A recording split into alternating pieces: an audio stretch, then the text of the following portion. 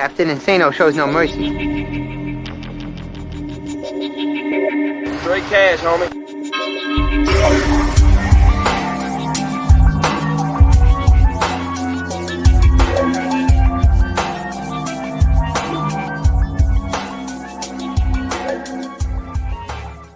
Hold on to your butts. Welcome back to the Basement Monsters Game Day Podcast. That was entertaining. Chargers end up winning it in overtime, 30-27. And man, I don't know. I think both. You got to give credit to the Chargers, and you got to give credit to John Gruden, because I thought John Gruden, without Derek Carr, I mean, he did masterfully with Marcus Mariota. He used him well, and and man, it was just. I felt for Marcus Mariota because I was like, man, he led them up until he threw. I felt like if he didn't throw that pick, everything would have been all right. Mm-hmm. But tough goings. It's tough goings.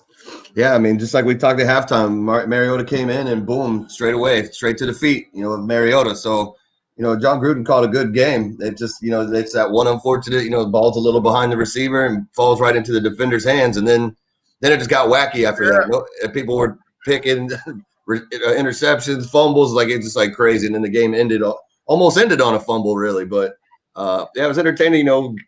Good for Chargers get a win. In division, because they've been 0-9 over the last two seasons. So they're 1-10. Yeah, and Justin Herbert, 22 of 32, 314 yards, 2 touchdowns. He was great tonight. He looked good. Mm-hmm. I mean, no picks, no mistakes really. He got the touchdown to seal the deal. So I mean, he's like I said, he's the future for the Chargers. There's no doubt about that. Yeah, there's no doubt. And honestly, I feel like the Raiders are at a crossroads at quarterback, and I don't see Derek Carr coming back next year. Marcus Mariota looks decent. Maybe they keep Marcus Mariota and they go ahead and they draft a guy. Mm-hmm. Who knows? But right now it's like, man, Marcus Mariota made that Raiders team. He made that offense move, and he made it move quickly. How much you can, how long that could succeed? I don't know. I don't know how long Derek Carr is going to be out for, but at least you saw that from Marcus Mariota moving forward, because Derek Carr is out for the foreseeable future with that groin injury.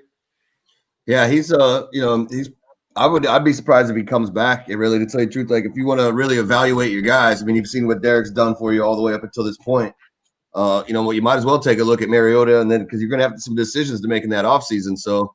I'd just let him. I mean, depending, if Derek's fine and he can come back next week, then okay. But I mean, if it's more than 1 week, then you might as well just let Mariota ride it out. But yeah, they're going to have to. I'm sure Gruden and Mayock. I mean, Mayock's a pretty knowledgeable guy when it comes to drafts and stuff like that too. So I'm sure they've already got their eyes set on somebody. And you know what? And I'm looking at the stats, and it's like Mariota 17-28, 226 yards, a touchdown and a pick. And then he got the rushing category. Mariota 9 rushes for 88 yards and a touchdown. And then you got Josh Jacobs 26 for 76. So the Raiders were doing well on offense. I mean, they were that's pretty balanced to me. He turned that offense pretty. He got both games going. I would say he got Josh Jacobs going in the second half, and he had Marcus Mariota. Going in the passing game and in the running game. So I mean, you got to that's all John Gruden in my eyes. That's all John Gruden in my eyes. He got them down in overtime. He got them to 3 minutes. Within 3 minutes, he could have, if all went well, he could have literally ran the clock out on their ass in overtime and just kicked the field goal. Mm-hmm.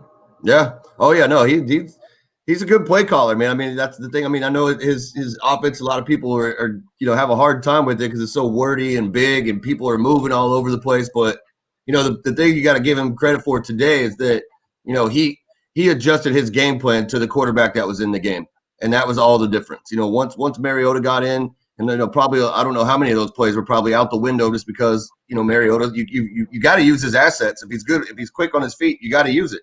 So props to him for, adjusting after your quarterback goes down. And, unfortunately, they didn't get the win. They should have had it. But, it's still hats off to John for coaching and up to that player's, asset, their best assets and whatnot. So right. We'll see what they do. That, they got 2 more games. So we'll see what happens. And they were using Darren Waller good. Well, Yeah. I mean, it was. Look at Darren Waller, 9 receptions, 150 yards, and a touchdown. I don't know how the Raiders didn't win. It's that defense. I mean, that's how that defense was getting torched. With the pass, and Austin Eckler had, he put in 80 yards on the ground, so they got something kind of going. 60 yards only. They kind of had something going, but I mean, you would want more. A win is a win, right? A win is a win for the Chargers. So I'm sure they're going to take that a division, a win against the division.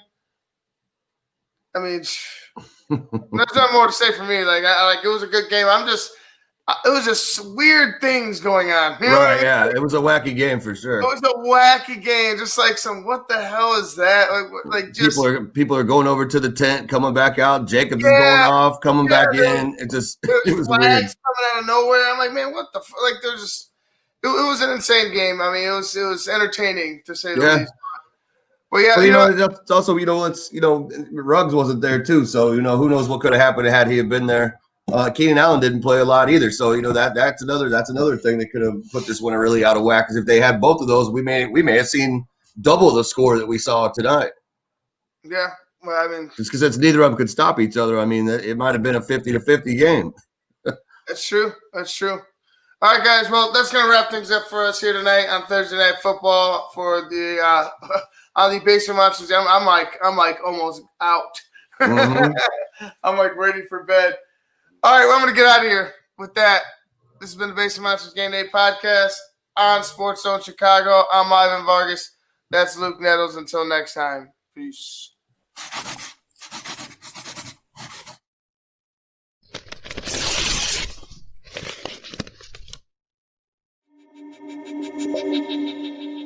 Captain Insano shows no mercy. Straight cash, homie.